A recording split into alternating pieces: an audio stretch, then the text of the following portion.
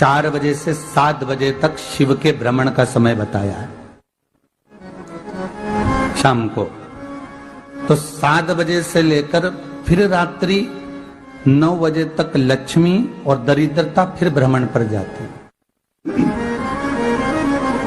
इनका एक समय निश्चित है महाराज। भ्रमण कर कर आ जाना।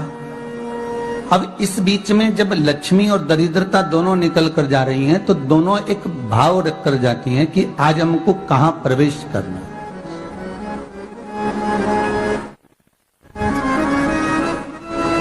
आज हमें किस जगह पर प्रवेश करना है, आज हमें कहां पहुंचना है, आज हमें किस जगह जाना है। और जिस नगर में जिस मार्ग से लक्ष्मी और दरिद्रता निकल कर जाती है, ये दोनों का जब निकलना होता है, इनको स्थान दिया गया जहां पर स्वच्छता हो, घर के दरवाजे पर रंगोली डली हुई हो, द्वार पर जल छीटा गया हो। महाराज उस द्वार पर लक्ष्मी प्रवेश करती है तो दरिद्रता भी जाने लगती है अंदर। जब दरिद्रता अंदर जाने लगती है तो लक्ष्मी उसको रोक देती है। पहले मैं देखकर आती हूं कि तेरे लिए स्थान है कि नहीं, तू यहां रुक।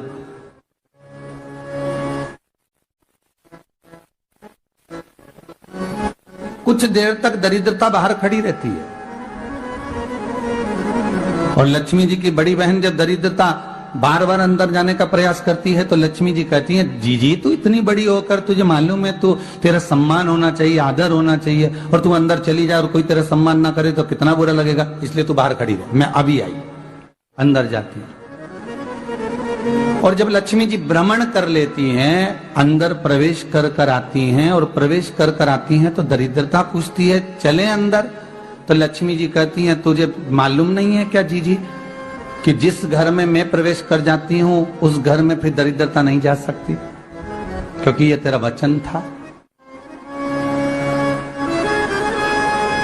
ये तेरा वचन था। अपन दोनों का जब मंगल विवाह हुआ था, मेरा विवाह जब नारायण के साथ में हुआ और तुम्हारा विवाह जब दुस्साह मुनि के साथ हुआ, दरिद्रता का विवाह दुस्साह मुनि के साथ हुआ। जब अपना दोनों का विवाह हुआ था तो अपन दोनों ने एक वादा करा था कि जिस घर में लक्ष्मी प्रवेश कर जाएगी उस दिन फिर दरिद्रता नहीं जाएगी, और जिस घर में दरिद्रता प्रवेश कर जाएगी उस घर में फिर लक्ष्मी नहीं जाएगी। अब जब मैं अंदर देख कर आ गई हूं तो तू अंदर नहीं जा सकती, अर्थात लक्ष्मी के चरण जिस घर में पड़ गए उस घर में फिर दरिद्रता प्रवेश नहीं कर रही। चलते चलते फिर दरिद्रता ने देखा और लक्ष्मी जी इसको लेकर गई और लक्ष्मी जी ने देखा कि इसके दरवाजे पर जल नहीं छीटा गया, इसके दरवाजे पर ना रंगोली डली है, इसका द्वार साफ नहीं हुआ है, इसके द्वार पर दीप नहीं है, इसके द्वार पर कलश नहीं है, इसके दरवाजे पर ढेर सारा कचरा पड़ा हुआ है, कोई श्वान कोई कुत्ता गंदगी भी कर कर चला गया है, कहीं बिल्ली ने गंदगी कर रखी है, कहीं जीवों ने कुछ गंदा गिरा रखा है। तो फिर लक्ष्मी जी कहती है, जी जी अब मैं होकर आ गई थी ना, अब तू जा, तू होकर आ। और दरिद्रता प्रवेश करती है तो अंदर जाकर क्या देखती है दरिद्रता कि इतनी सवेरे से मैं घूमने इनके दरवाजे पर आई और ये तो सब चादर तान के चकाचक गुर्राटा भर भर कर सो रहे हैं। तो दरिद्रता कह देती है, तुम्हारा भाग्य ही बेकार है, तुम्हें क्या करूं, तुम ऐसे ही सोते रहो। और दरिद्रता गुस्से में बाहर निकल कर आती है, लक्ष्मी से कहती है, लक्ष्मी तू इसके घर में जाना ही मत ही। तो दरिद्रता को कहती है, जीजी तेरी बात नहीं मानूंगी क्या मैं? लक्ष्मी जी बोली, मैं तेरी बात नहीं मानूंगी, बिल्कुल नहीं जाऊंगी इसके घर में, तू चिंता मत कर, चल आगे चले। फिर आगे बढ़े। ये लक्ष्मी और दरिद्रता का प्रवेश है। आपके घर का द्वार, आपके घर का दरवाजा। फिर निवेदन करूंगा एक बहुत सुंदर बात, हमें महाराष्ट्र से सीखना चाहिए, हमें साउथ से सीखना चाहिए, दक्षिण से। जिस समय पर भक्ति देवी यमुना जी के घाट पर रो रही थी अपने पुत्र ज्ञान और वैराग्य को गोदी में लेकर समय देव ऋषि नारद ने प्रश्न किया था कि तुम कहां पर पोषित हुई हो, तुम्हें ऊर्जा कहां से प्राप्त हुई? तो कहा मैं गुजरात से तो चली हूं। और वहां से चलती चलती भक्ति देवी कहती है मैं बहुत दुखी होकर, बूढ़ी होकर, द्रवित होकर, बड़ी दुख में वहां से चलते चलते जब मैं महाराष्ट्र में पहुंची तो मैंने वहां जाकर देखा कि वहां पर लोग हर पल हर घड़ी ब्रह्म मुहूर्त में उठकर स्मरण करते हैं, नाम जाप करते हैं और दरवाजे पर जल छीट कर रंगोली डालते हैं। तो कह रही है कि वहां पर मैं थोड़ी अवस्थावान होने लगी, वहां मुझे अच्छा लगने लगा। फिर जब मैं और आगे पड़ी, दक्षिण में जब पहुंची, वहां पर जाकर मैंने देखा कि सुबह से उठकर मंगलाचरण, मंगला स्तोत्र और वेदों की ध्वनि होने लगी। वहां पर मैं और आनंदित हो गई। हमें कुछ चीजें महाराष्ट्र से सीखना चाहिए कि वहां रहने वाले जो भगत हैं, वारकरी संप्रदाय के जो भक्त होते हैं, वैष्णव जो धर्म के भक्त होते हैं, उनका नियम है सवेरे के समय घर में पानी है कि नहीं है, पर जब भी वो घर का दरवाजे के बाहर थोड़ा ना थोड़ा पानी तो छींट ही देते हैं। और छींटने के बाद फिर वहां पर अपने यहाँ तो दिवाली पे रंगोली बनती है जी, और वहां पर रोज की रंगोली बन जाती है कि कभी हो सकता है परमात्मा राह भूल कर हमारे घर में प्रवेश कर जाए, इसलिए वहां प्रतिदिन की रंगोली, प्रतिदिन।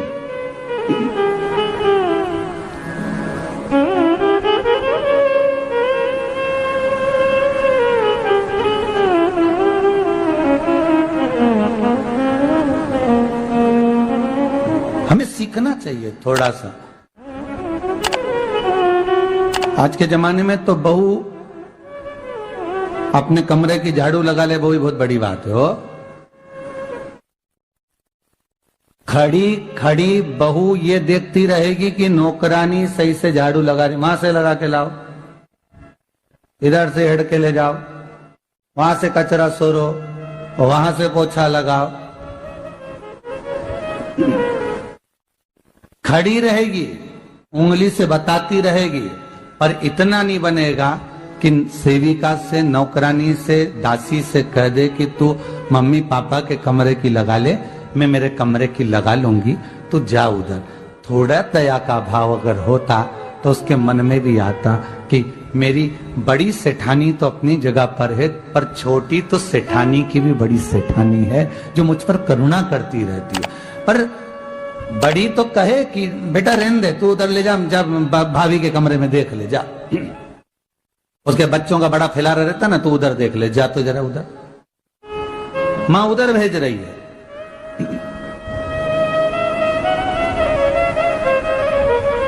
थोड़ा सेवा का भाव हमारे भीतर हो। और एक निवेदन तो हमेशा करा है और अब आज भी करता हूं, पूरे घर की सफाई करवाओ, पूरे घर में तुम पोछा झाड़ू जो चाहे करवाओ, मना नहीं है। पर एक निवेदन है, रसोई घर के अंदर बहू और बेटी ही जाकर भोजन बनाए तो अन्नपूर्णा सदा कृपा करती है महाराज, बहू और बेटी ही।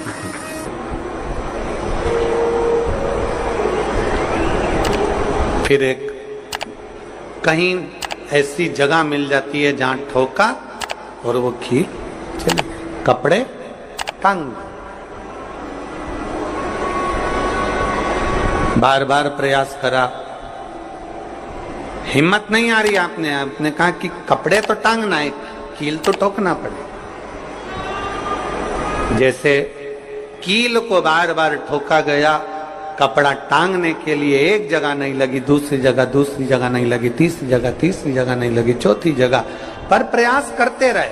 उसी तरह भगवान शंकर की, लोग कहते हैं कथा एक बार सुन ली, 2 बार सुन ली, 3 बार सुन ली, हम कहते हैं बार बार इस मन रूपी कील को परमात्मा के चरणों में ले जाकर ठोकते रहो, इस मन को भगवान के चरणों में ले जाकर छोड़ते रहो, कथा में इस मन को बार बार ले जाकर ठोकते रहो, एक ना एक दिन ये परमात्मा तक पहुंच ही जाएगी, ये निश्चित।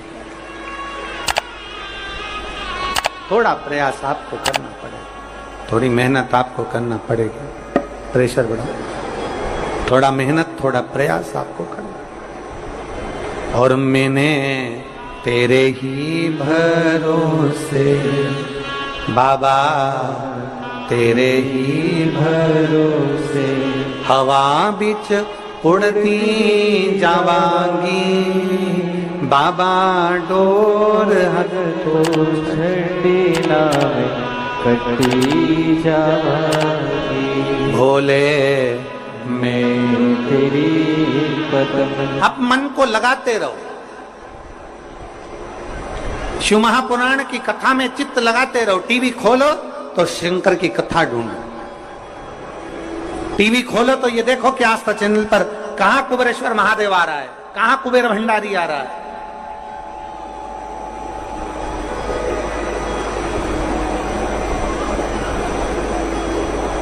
मन को इधर उधर ना मोड़ो। जैसे एक व्यक्ति ने अपनी गाड़ी से 25 लोगों को उड़ा दिया। अब एक व्यक्ति ने 25 लोगों को उड़ा दिया तो उसको ले जाके पुलिस वालों ने जज के सामने खड़ा कर। जज ने पूछा, तुम्हारे ऊपर इल्जाम लगा है तुमने 25 लोगों को उड़ाया। जी हुजूर। सफाई में कुछ कहना चाहते हो, सफाई देना चाहते हो? उसने कहा, हुजूर मैं गाड़ी चला रहा था, मेरा ब्रेक फेल हो गया था, तो एक तरफ 2 लोग जा रहे थे, एक तरफ पूरी बारात जा रही थी। अब आप बताओ हुजूर, जज साहब मुझे गाड़ी का हैंडल कहां घुमाना था? जज साहब ने कहा 25 लोगों से तो अच्छा था कि 2 लोगों पर गाड़ी चढ़ाता, 2 लोगों को उड़ा देता, पर 25 क्यों उड़ाए तूने? जज साहब आप बिल्कुल सत्य कह रहे हो, मैंने अपना हैंडल 2 लोगों की ओर ही घुमाया था, पर वो बारात में घुस गए थे। मैंने तो 2 के लिए ही हैंडल घुमाया था, पर वो बारात में घुस गए। हम भी ऐसे ही हैं, हमें शिव जी को 1 लोटा जल चढ़ाना है, हमें शंकर जी का भजन करना है, हमें भगवान को भजना है, हमें कथा सुनना है। हम जाते बड़े मन से कि हमें कथा सुनना है, कथा सुनना है, कथा सुनना है, कथा सुनना है, और मालूम पड़े कथा में जाकर बैठे, कोई इधर बात कर रहा था, कोई उधर बात कर रहा था, कोई पीछे आवाज लगा रहा था, कोई कुछ नहीं, तो तुरंत जितने बैठे रहेंगे ना, तुम सबका ध्यान एकदम उसी जगह पर मन जाएगा कि कौन ने क्या बोला, कौन ने क्या करा। अरे भाई तुम आए कहां पर हो? भगवान शिव की कथा को सुनने के लिए। तुम आए कहां पर हो? शंकर को अपने दिल में बिठाने के लिए। तुम आए कहां पर हो? शिव तत्व को जानने के लिए। और अपने चित्त को हम भटका रहे हैं, अपने चित्त को इधर उधर लेकर जा रहे हैं, वो श्रेष्ठता नहीं।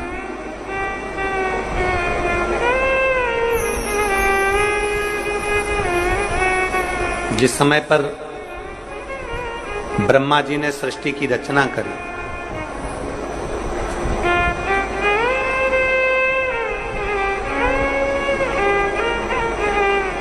सर्वप्रथम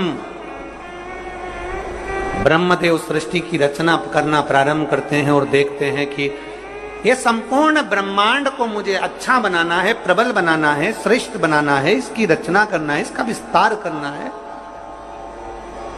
उन्होंने सनकादि ऋषियों को प्रकट कर, सनत कुमारों को जब प्रकट किया, सनत कुमारों को प्रकट करते से ही सनत कुमार तो भगवान शंकर की, भगवान नारायण की भक्ति में ऐसे डूब गए कि उन्होंने सृष्टि का क्रम आगे बढ़ाया ही नहीं। उन्होंने सृष्टि को आगे बढ़ाया ही नहीं।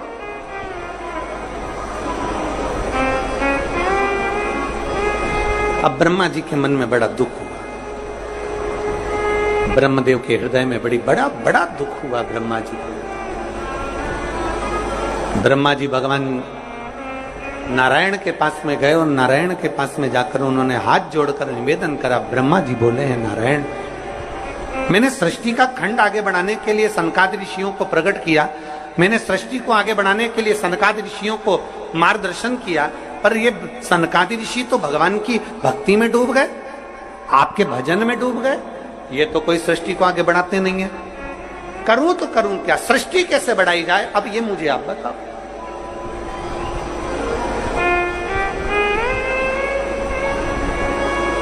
शिव कथा कहती है,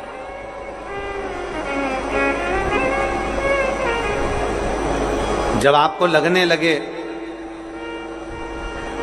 कि मैंने बहुत प्रयास कर लिया और अब मेरा यह कार्य नहीं हो रहा, तब उस जगह पर शिव महापुराण की कथा कहती है कि एक बार शंकर पर विश्वास कर कर देखो, शंकर पर भरोसा कर कर देखो।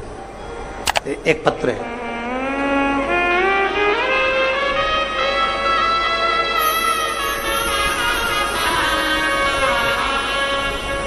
मेरा नाम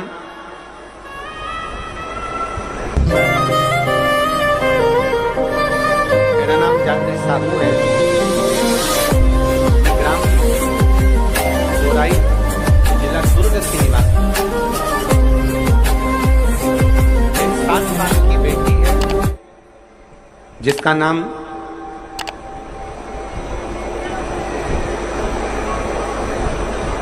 नीला है। 7 वर्ष की बेटी है। कहीं बैठी हो तो हाथ हिला सकती है। मेरा नाम जात्री साहू है, मैं ग्राम बोराई, जिला दुर्ग की निवासी हूं। मेरी 7 साल की बेटी है, कहीं बैठी है, बच्ची आई है साथ में, ले आओ उसको, धीरे धीरे ले आओ, ले आओ उसको, धीरे धीरे लेकर आओ। 7 साल की बेटी है। 9 फरवरी को स्कूल से आई और अचानक वो बात कर रही थी तो तुतलाने लगी। तुतलाते तुतलाते उसकी आवाज चली गई, गिर गई, कमर, पैर, हाथ कुछ काम नहीं कर रहा था। बाद में उसने आंखों को भी बंद कर लिया, सुनने की शक्ति भी चली गई। गुरुदेव, हम तुरंत उसको लेकर डॉक्टर के पास भागे। जब डॉक्टर के पास गए तो डॉक्टर ने जब जांचें करना प्रारंभ करा और जांच करते करते करते करते मालूम पड़ा कि इसको एक बीमारी हो गई है जो 2 लाख बच्चों में एक बच्चे में होती है, जिसका नाम GBS है। जिस बीमारी के अंतर्गत शरीर के, गला पकड़ रहा है भाई, जिस बीमारी के अंतर्गत शरीर के एक एक अंग बंद होते चले जाते हैं, उसकी नसें चोक होती चली जाती हैं। GBS बीमारी के अंतर्गत नसें चोक होती चली जाती है, बोलना, देखना, सुनना, शरीर का काम करना सब बंद हो जाता है। डॉक्टर ने कहा यह बीमारी बड़ी खतरनाक है, ये बीमारी ऐसे ठीक नहीं हो सकती, इसको नागपुर ले जाओ। हम अपनी बच्ची को नागपुर लेकर गए। नागपुर में उसका इलाज चालू हुआ। इलाज करवाते करवाते करवाते करवाते 10 दिन हो गए, 15 दिन हो गए, पर बच्ची को होश नहीं आया, वेंटिलेटर पर पड़ी रही। ना बोल पाती, ना चल पाती, ना देख पाती, ना सुन पाती। तब किसी ने कहा कि सीहोर वाला महाराज कथा कहता है, उस कथा को एक बार इस बच्ची के कानों में सुनाना प्रारंभ करो। डॉक्टर तो अनुमति नहीं दे रहे थे, पर हमने डॉक्टरों से बोलकर बच्ची के कानों में हेडफोन लगा के कथा कहना प्रारंभ किया। शिव मंदिर जाकर बेलपत्र लाते, उसके पलंग पर रख देते, थोड़ा सा जल लाकर उसके होठों पर लगा देते। 21 दिन निकल गए पर बेटी होश में नहीं आई। 21 दिन तक होश में नहीं आई।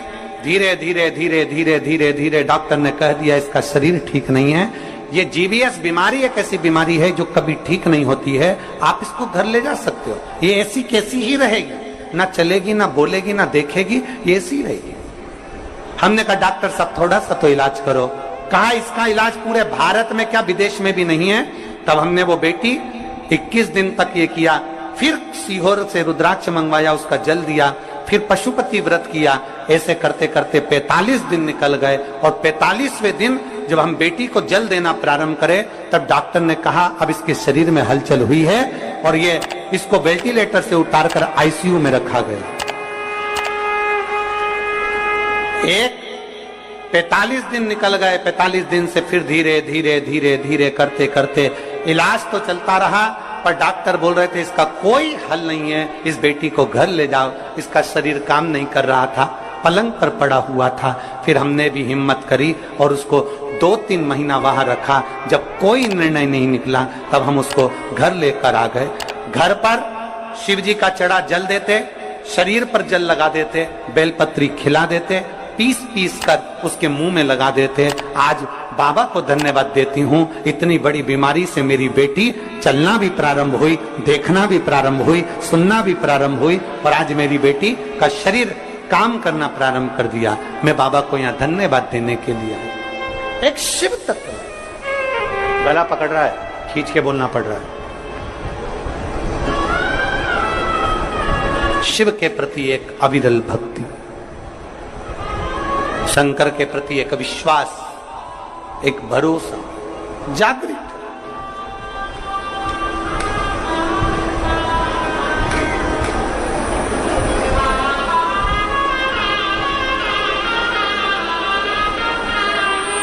एक लाइन इन्होंने बहुत अच्छी लिखी है, बाबा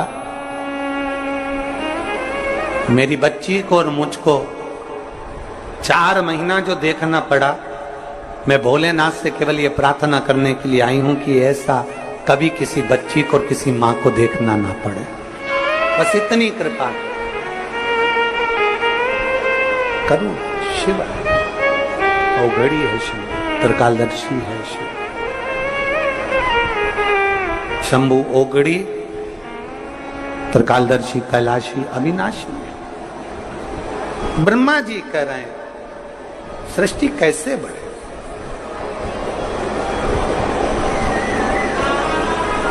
सृष्टि की रचना कैसे हो।